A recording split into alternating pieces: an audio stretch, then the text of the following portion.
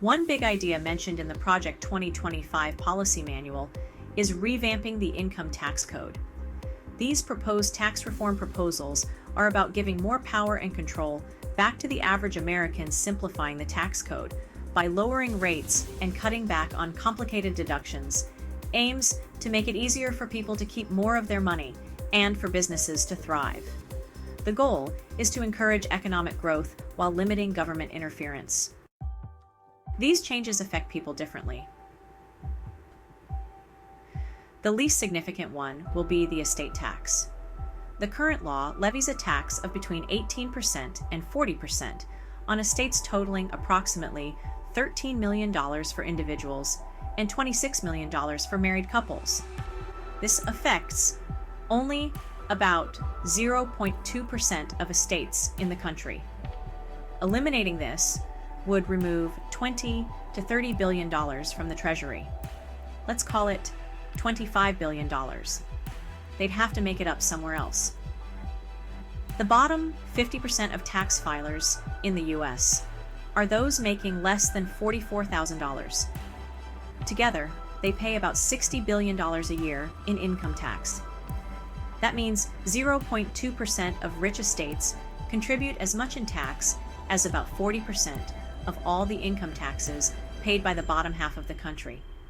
If they had to make this tax loss up by raising taxes on everyone else, it would mean everyone else's taxes would need to go up by about $160 a year.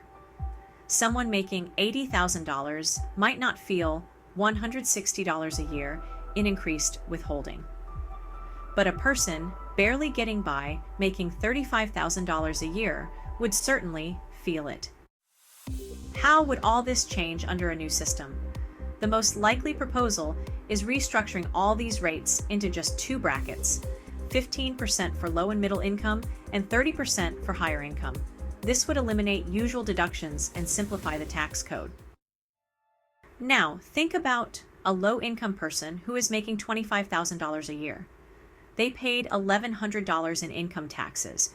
Under Project 2025, they would pay $1,560. Their taxes would rise by almost 50%.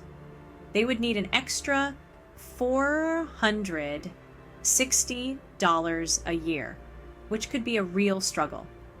What about a married couple making $55,000 a year? Their taxes would double.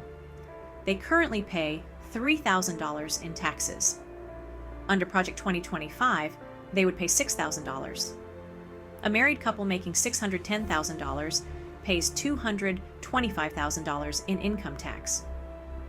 Under Project 2025, they'd pay $174,000. Their taxes would drop by almost 25%. Now, are these specific proposals or simply speculations?